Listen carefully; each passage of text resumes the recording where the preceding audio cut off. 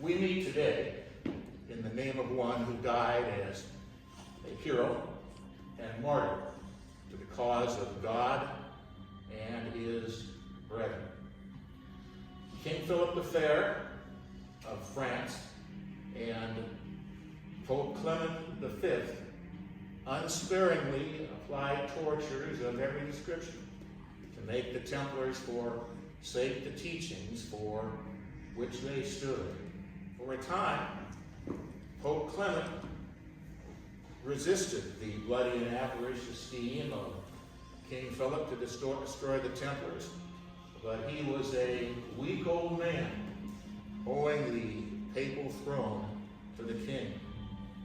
His resistance was worn down, and many frightful persecutions marked the closing years of DeMolay and the Order of the Temple. Thousands of Templars were thrown into prisons and dungeons, and here many died of disease and starvation. Still others were turned loose to wander the world with mutilated bodies. The most distinguished of these were saved for the last.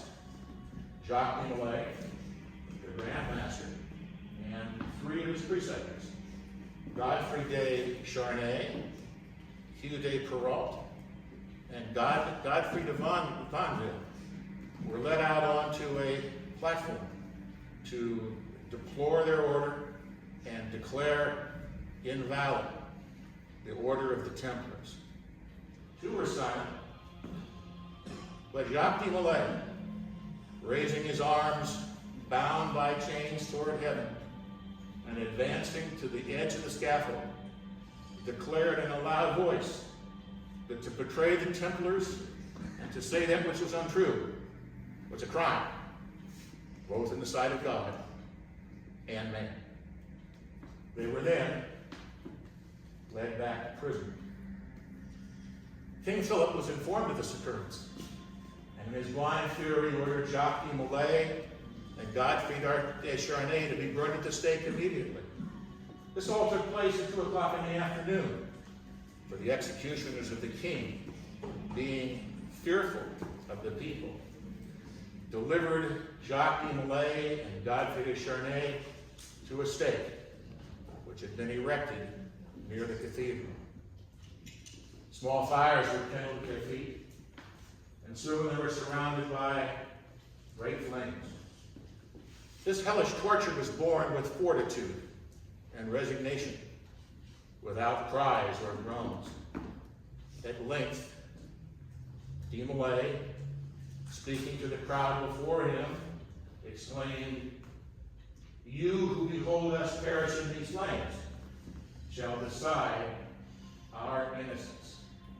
I summon King Philip the Fair within 12 months, and Pope Clement V within 6 weeks, before the just and eternal throne of the ever-living God, to account for the blood which they have so unjustly and wickedly shed."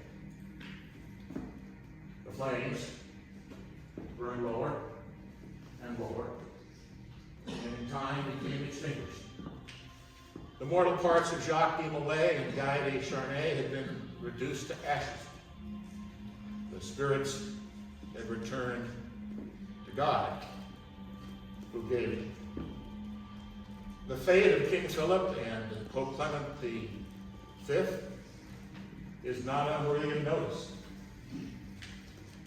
4 weeks after the dreadful execution of DeMolay, Pope Clement went to his grave. His dead body was placed at night in a church, which took flame, and the remains were entirely consumed. Before the close of the same year, King Philip died of a lingering disease, and the criminals who sought to destroy the Templars had gone to face the supreme judge of all men's deeds.